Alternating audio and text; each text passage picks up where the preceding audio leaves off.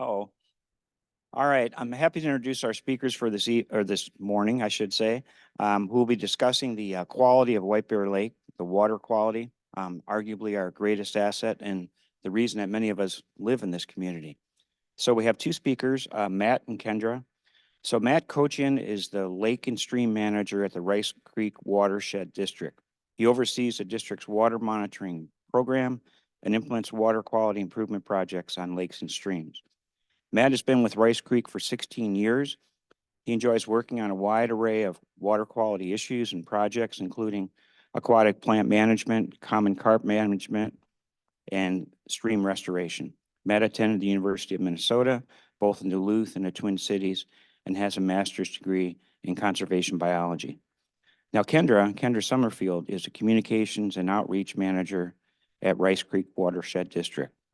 She has over 9 years of experience in ecological restoration, land management, outreach and education, watershed management, and project management. That's a lot. In her current role, Kendra coordinates the outreach program, all outreach and education activities, manages partnerships with cities and organizations, and implements impactful projects to advance water conservation and education in the Rice Creek Watershed District. So, Matt?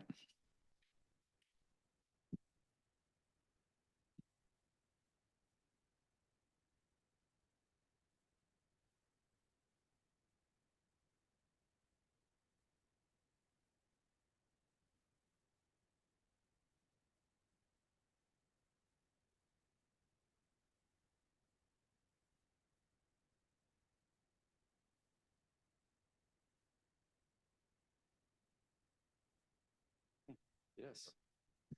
Thank you very much for the introduction. Am I coming through okay? People hearing me? Yes. Seeing the screen?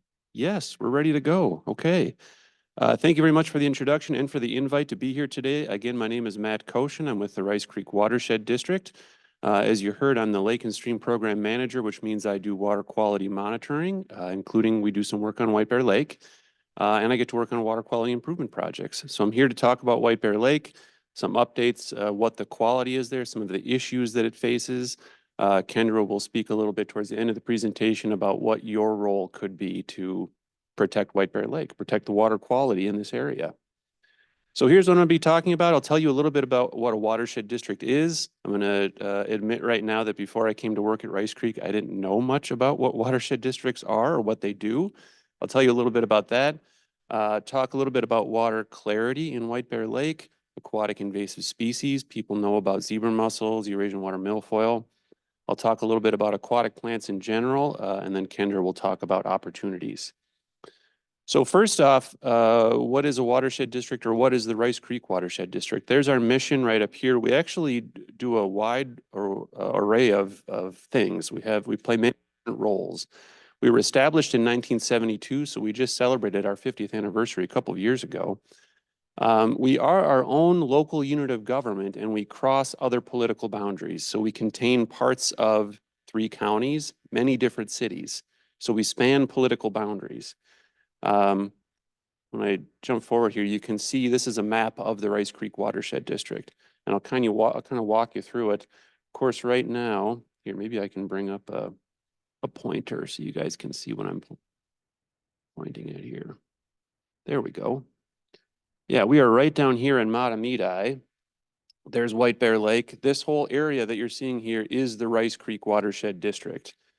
Now, a watershed, of course, is an area of land where water flows through out to a single outlet. So all of the land within this area, the water that runs off of it drains out into the Mississippi and Fridley. But starting around White Bear Lake, water flows to the north and west toward Lino Lakes. The upper part of our watershed includes parts of Forest Lake, not Forest Lake itself, but parts of the city. Parts of Forest Lake in Columbus, that also flows down towards Lino Lakes. Lino Lakes flows down toward the Arden Hills, New Brighton area. We also have parts of Rosedale, New Brighton, Arden Hills, and then eventually water flows through Rice Creek out into the Mississippi in Fridley. It's a large area, 186 square miles. Like I said, 3 counties, 26 cities. We have over 50 lakes in our watershed. White Bear Lake is the largest, but we have 50 lakes. and 185 stream and ditch miles. So there's a lot of water resources in this area, lots of lakes, lots of streams, lots of ditches. Now, watershed districts in general don't cover the entire state. This is a map showing where watershed districts are located across Minnesota, and you can see it's incomplete. So there are not watershed districts in every part of Minnesota. Notably, in the north and eastern part of the state, there's really not too many. The metro area, like this inset map here, most of the metro area has watershed districts representing it. Where there's not watershed districts, there's water management areas. The northwestern part of the state, the Red River Valley, all the flooding issues that they have there are watershed districts there to support those folks. But it's an incomplete map, and it's because, if I back up here, we were founded in 1972, established by a petition from citizens. That's actually how watershed districts start. So in some parts of the state, watershed districts have not been established by those petitions. Now, like I mentioned, Rice Creek plays many different roles. We have many different functions. We have a regulatory role. So when there is development of land or redevelopment, we play a role to regulate impervious surface runoff. So when there's new parking lots that go in or new buildings that go in, the stormwater that would run off of that, we have rules for treating and storing that water to prevent flooding. You see public ditches down there. That really has to do with water conveyance and preventing flooding. We have a communication and outreach effort. That's what KENDRA leads, and she'll be talking about later. We collaborate with local partners, attend meetings like this when we can, and we do water quality work. And that's what I'm going to be talking about. That's my role at the Rice Creek Watershed District. So when I say water quality, what do I mean by that? Lots of times people think, oh, you mean drinking water quality, or you mean mercury, or something like that, mercury in fish tissue. Not so much what Rice Creek does, although we might play a supporting role in some of those areas. No, when I'm talking about water quality, I'm talking about water clarity in lakes generally, or algae blooms. This is the general or basic calculus on how that works. So when you take clear water and add nutrients, primarily phosphorus, and you can think of that as like an algae fertilizer. And indeed, phosphorus does come from fertilizers. People might think of yard fertilizers or agricultural fertilizers. Those certainly contain phosphorus. But the basic calculus is that when you take clear water and you add phosphorus, you end up with more algae. Phosphorus is like algae food. So these are the things that we measure in the lakes around our watershed, and that's what we're talking about with water quality. We're talking about phosphorus. We're talking about chlorophyll A, which is a direct measure of the amount of algae. And we can measure water clarity directly with a Secchi disc. So those are some of the things that we monitor. But this is the condition right here that we're concerned with, algae blooms. This is not White Bear Lake. This is Centerville Lake, actually. Algae blooms are a problem across the metro area, across the state, across the nation. You've heard about issues where severe algae blooms can impact drinking water supplies, like by Lake Erie. Some parts of Minnesota, you've heard about toxic algae blooms where maybe livestock got sick or dogs got sick. When we talk about water quality, this is what we're talking about, algae blooms. Monitoring for this, trying to prevent these conditions, or when these conditions occur, finding out what projects we might be able to do to mitigate these issues. So it's early in the morning. I am going to share some data with you, some graphs here. We don't need to linger on it too long, but I can make an easy point with these graphs here. This is a graph of water quality data in White Bear Lake going all the way back to 1970. You might not be able to read that on the far left-hand side of the graph. They're going back all the way to 1970. The far right end of the graph is 2023. And there's blue bars and there's green bars, and those tell us phosphorus and chlorophyll A. Less is better of those two things. And in fact, there are two horizontal bars there, both in blue and green. Those are state standards. The state of Minnesota says that you should have less than that amount of phosphorus and chlorophyll A in your lake. If not, the lake is deemed impaired, and you have to do a study to figure out what it is. Now, in White Bear Lake, it's an easy story to tell here. Really good water quality. Really going back all the way through the history of White Bear Lake, it's had really good water quality. Always below the state standard. That's great. Maybe you're thinking, why did he put such tiny bars on this screen here? I can barely see what's going on. It's so small. The reason is because we use a standard graph for all of our lakes, and in some of our lakes, like for example, Centerville Lake, we actually need that space on the graph. Centerville Lake regularly would have phosphorus levels up in the hundreds. So in some lakes, we need that space. But if we zoom into this data again in White Bear Lake, we can see phosphorus levels and chlorophyll A levels, that's algae, really low throughout the history of White Bear Lake. Always meeting state standards, not a lot of variability from one year to the next. In some lakes, we see pretty big swings in variability from one year to the next. Not so much in White Bear Lake. I also mentioned that we can measure water clarity with a Secchi disc. This is, I'll go back to the picture so you can see it here real quick. This is a Secchi disc right here. It's actually just a white disc that you would lower over the side of a boat, and the depth at which you can't see it anymore in the water column is the Secchi depth. So lowering it further down into the lake would be better. That would indicate better water clarity. And in White Bear Lake, water clarity is very good. This is meters. This is measured in meters over here on the left-hand side, roughly 3.2 feet per meter. So you're able to measure the Secchi disc over 15 feet down into the lake before you lose it. That's really good water clarity, especially in this area. So yeah, the long and short of it, White Bear Lake, really good water clarity year after year, pretty low variability. That's not to say that there aren't occasional algae blooms, but for this area, it's some of the best. And indeed, when we compare White Bear Lake with other lakes in this area, it has some of the best water quality in this area. I heard a mention in the opening about a Boundary Waters lake. Of course, the Boundary Waters is even less impacted than pretty much every other part of the state. Phosphorus concentrations there might be around 7 to 10. That's really, really low. You're getting really good water clarity with that.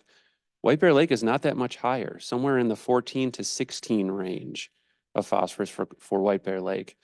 But then when we start comparing it to some of the other lakes in this area, Clear Lake, Bald Eagle, Forest Lake, phosphorus concentrations start to inch upward. And then at the far end of the graph, Peltier Lake, Centerville Lake, those lakes that really struggle with water quality have the severe algae blooms. They're at the far right-hand side of this graph here. And you can see this is, again, on a scale of phosphorus concentrations. Again, generally, you add more phosphorus, that's algae food or algae fertilizer, you get more algae. You can compare White Bear Lake, as I did, just with some examples here, and then you can compare it to a larger data set across the metro area. And this is what Metropolitan Council does. Metropolitan Council takes all water quality data from all the lakes across the metro area and lays them out like this in a graph to compare them. White Bear Lake typically receives an A grade. That's pretty rare in the metro area. Something a little bit less than 20% of all lakes in the metro area receive an A grade. So it's rare, and White Bear Lake has some of the best water quality in the metro, and typically some of the best in our watershed, our 185 square mile watershed. Maybe some folks picked up on this now when I was sharing a graph of water clarity. You noticed that some of the more recent bars were abnormally, they're longer, really good water clarity the past few years. I wonder if anybody has any ideas as to why that might be. Zebra mussels, exactly, zebra mussels. Zebra mussels were introduced into White Bear Lake, and I'm gonna jump ahead now to talk a bit about invasive species. Zebra mussels were introduced or found in White Bear Lake in 2014. They are an invasive species, native to Eastern Europe, Western Russia. As far as I can tell from the reading that I've done, they were introduced in ballast water, likely with ships coming over and then emptying ballast water into the Great Lakes. But again, these were found in White Bear Lake in 2014. They've been slowly spreading across the metro area, across the state. You hear news of them being found in new lakes every so often. This is actually a picture of a zebra mussel found in one of the rocks in White Bear Lake in a survey in 2014.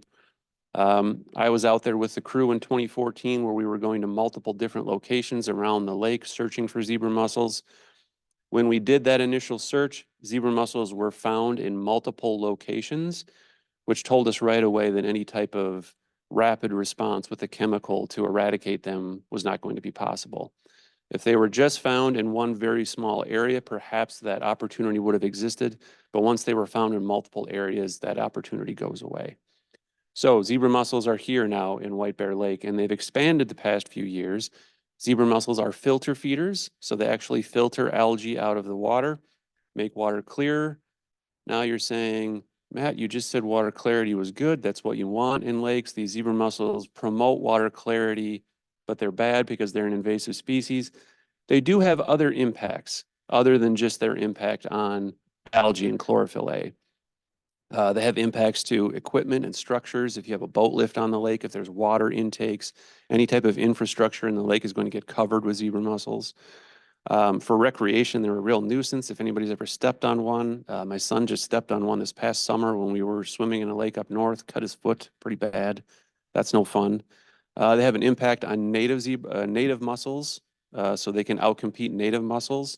Like on this photo right here, they can actually kind of grow on native mussels and then prevent them from filter feeding as they should.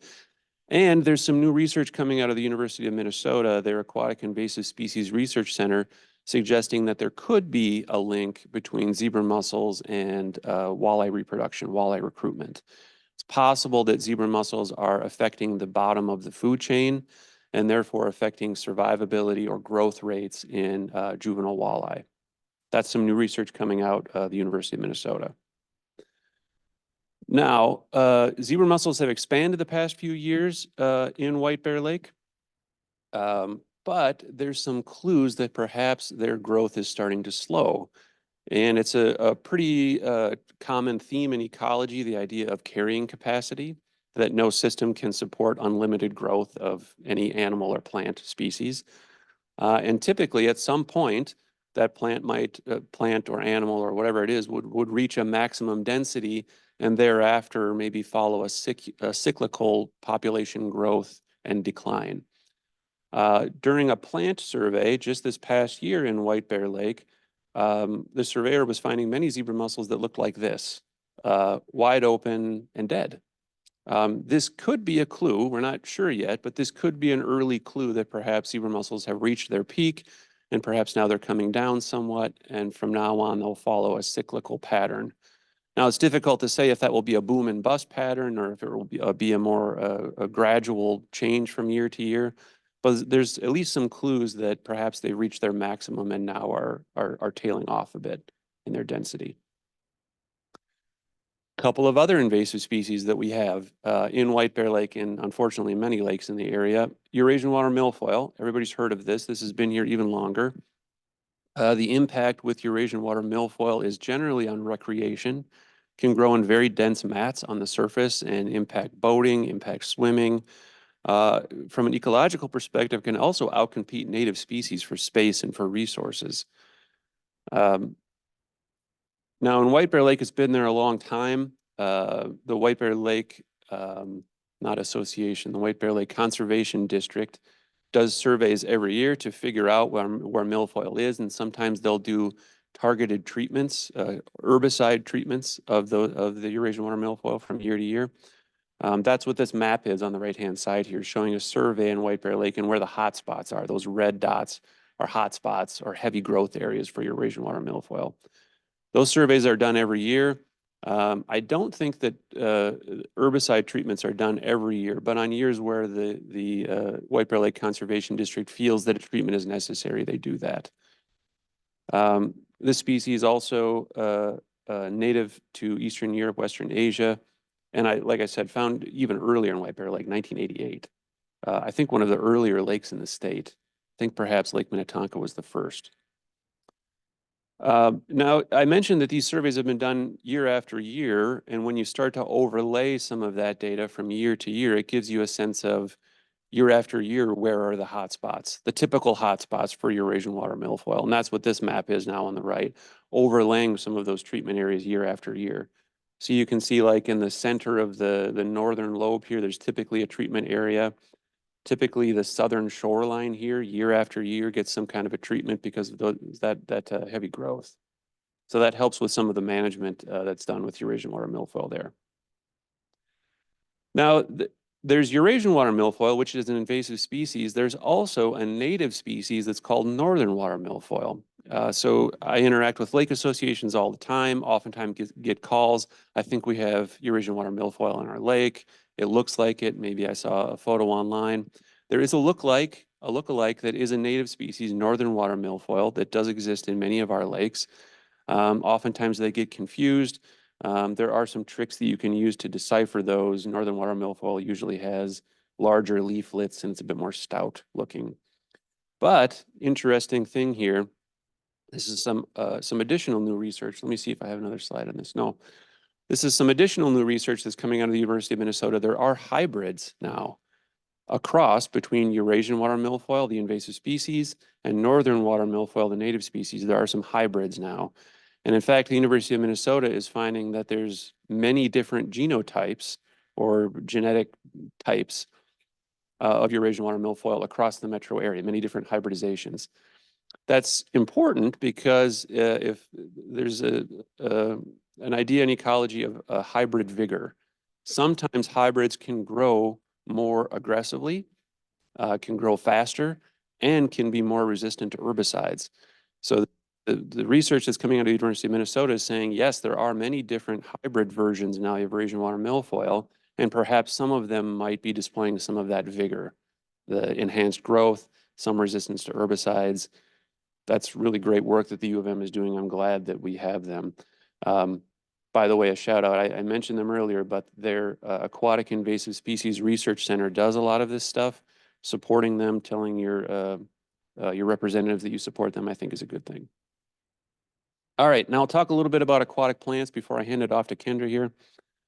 So I've been talking about aquatic plants a little bit here in terms of invasive species, but of course there are many, many different native plants that grow in White Bear Lake.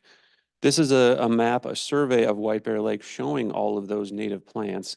On the left-hand side, we see dots that represent the number of species that are found at each of these different points. Anywhere from 0, that would just be a black dot, all the way up to 11 species. That would be one of those red diamonds. And then many different colors in between, 4, 5, 6, 7, 8 species found at some of those locations. On the right-hand side, this shows us the growth of native plants. Where are native plants growing most abundantly in the lake? When I look at this lake, I see something really special here in White Bear Lake. Most lakes do not have this amount of native aquatic plants, and they don't have this variety of different native species. 11 species at one point is unheard of. So just for comparison, this is Clear Lake in the city of White Bear Lake. At their maximum that they're finding at any one spot is 4 species. White Bear Lake is finding up to 11 species. That's really unheard of, especially in the metro area. So White Bear Lake has excellent water quality. They have a whole lot of native aquatic plants. That's no accident. Those things go together. Native aquatic plants are really important for the health of a lake, for water clarity in a lake. Oftentimes people like to lump together all plants as just weeds, lake weeds in a lake. As an ecologist, we don't like that so much. The native plants we don't refer to as weeds, we refer to them as native plants, and they serve many really important functions in the lake. Habitat for fish, they provide food for waterfowl. Really importantly for water quality, they provide stability for lake sediments. If you can imagine the bottom of the lake perhaps being muddy in some areas, if there are no plants there, that sediment is prone to resuspension, either with boat traffic or with wind or something like that. And that can make the water appear muddy, or it can bring nutrients like phosphorus up into the water column, which fuels more algae blooms. So native plants provide that stability in the sediments to prevent that from happening. They also provide food for algae-eating zooplankton. So there's these little critters, and I've got some pictures of these guys down here. These are Daphnia, I think Daphnia pulex and Daphnia magna. Those are some microscopic invertebrates called zooplankton that live in all of our lakes, and they eat algae, which is great. More of them means less algae in the lake, better water clarity. They also provide food for larval fish and then going all the way up the food chain.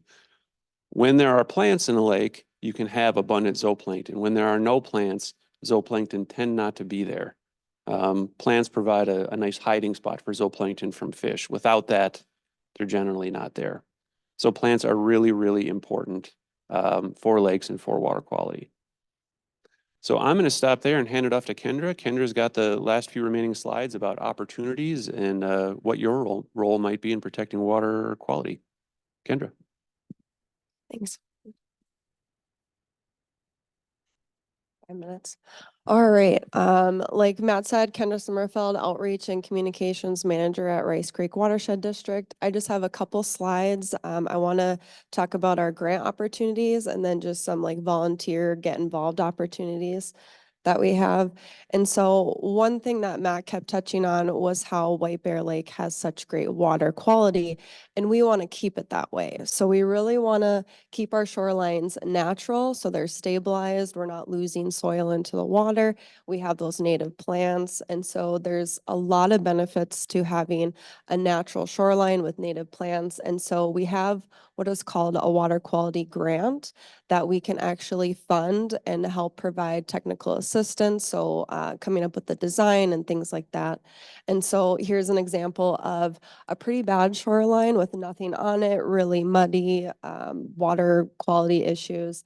And then here on the other side is a lot of very beautiful native plants. We have better, cleaner water on this side, and then just a little bit of a buffer. And so having a natural shoreline keeps those pollutants from running in. And then, like I said, helps with shoreline erosion and those kind of things. Another grant we have is called a mini grant, and then also the water quality grant, depending on your project. The mini grant is a little bit smaller, so think of rain garden projects. Rain barrels is another thing we fund. And so up on the top is a curb cut rain garden. Again, that helps that stormwater from running into the lake, capturing it, and filtering those pollutants. Another thing that we fund is turf alternatives. So turf grass is very heavy maintenance. So a lot of fertilizer, a lot of mowing, a lot of watering. And so that can contribute pollutants to the lakes as well. And so using like a turf alternative as like a clover lawn or a no-mow grass, so a little bit taller, different benefits there than turf grass. Couple get involved opportunities, so volunteer opportunities if you don't have a shoreline or property that you can do a project on. We have smart salting. You might have heard of that program floating around out here, reducing your salt usage, helping cities reduce their salt usage. We have water quality monitoring volunteer programs. So the acronyms is SHEP and CAMP. And if you are interested in any of that, you just reach out to either Matt or I, and we can get you set up with that. Events and workshops. So perfect example is coming here and talking with you all, but we can also help with events, throw workshops, do, some kind of community engagement event with you all. Minnesota Water Steward Program. This is a volunteer program where you go through some coursework, but then you actually do a project at the end of the year. So you do a rain garden or something like that in your community. And also Adopt a Drain is pretty popular in this area. If you've heard of that, you just, clean up your storm drain every once in a while. That keeps nutrients out of our lakes as well. And then I don't have it on the screen, but I wanted to touch on, we do the Minnesota Aquatic Invasive Research Center that Matt mentioned. They have an AIS detector program that we can get you involved with, help pay for any fees with that. I think there's a fee, I'm not sure, but if you're ever interested in that, we, reach out, we can always connect you, help pay for things if needed and all of that. And that is all I have. And I ran through a lot of this really quick, but if you have any questions, feel free to call me or email me. We can talk, get you set up. There's numerous opportunities out there, and we're always willing to hear new ideas and partner in different ways. We work with quite a few churches actually on education programming, doing rain gardens and stormwater infrastructure projects on their property. Like it was mentioned before, you have quite a few acres here. So we're always interested in installing some stormwater infrastructure or doing some land management, that kind of thing. So thanks. I think we have a few minutes for questions. So does anybody have a question? Talk a little about the problem with salt going into White Bear Lake and how that's being impacted, not only now, but in the past, and looking forward to the future. Thank you. That's a fantastic question. Thank you for that. The question was about salt running into White Bear Lake and other lakes in the area and what we can do about it. I wish I could have fit that information in this presentation here. There's so many issues out there for our water resources. Salt is one of the key ones right now. And I know KENDRA's working on that a lot too, getting information out there. Yeah, road salt runoff into lakes is a big problem. It can alter the chemistry of the lake. Over time, it can even create a chemocline where you would have salt water at the bottom of the lake and fresh water at the top, and the two don't mix. That would severely impact the ecology of a lake. There's other intermediate effects in between that horrible endpoint and now. Salt can be toxic to aquatic invertebrates and other critters at different levels. I mentioned the word impairment earlier, and I talked about state standards when it came to phosphorus and chlorophyll A, and White Bear Lake is meeting state standards for that. There's also standards for chloride or road salt in lakes. Thankfully, White Bear Lake is nowhere near that impairment threshold for salt either. White Bear Lake is a really big lake, a lot of water in it, and it has a fairly small watershed. I actually think that I might have it. Well, I won't get to it. I'll just tell you, White Bear Lake has a really small watershed, which means there's not a lot of area land that drains to it, which means a little bit less salt.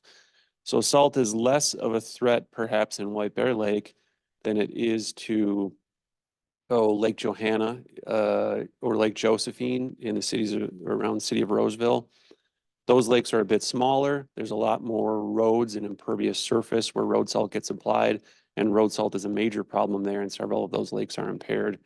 The solution, or what can be done about it, really is just using less salt. Once road salt is in a water body, you can't really get it out. I mean, through reverse osmosis and filtering you can, but for something as large as a lake, that's really not feasible. So once it's in there, you really can't get it out, except for perhaps the slow outflow over time. So the solution, using less salt on roads, on driveways. We have, KENDRA helps us with a smart salting workshop, where there's several workshops that we sponsor along those lines, but it's really all about using less. Thanks for the excellent question. Any other questions?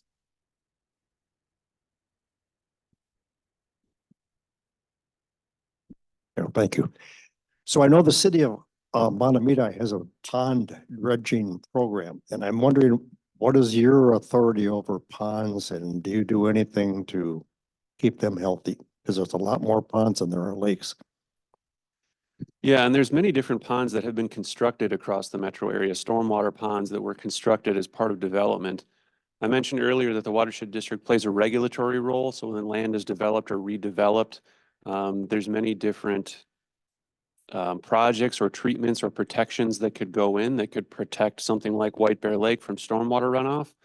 It used to be that we did a whole lot of ponds. We still do ponds a little bit, constructed ponds a little bit these days, but less so.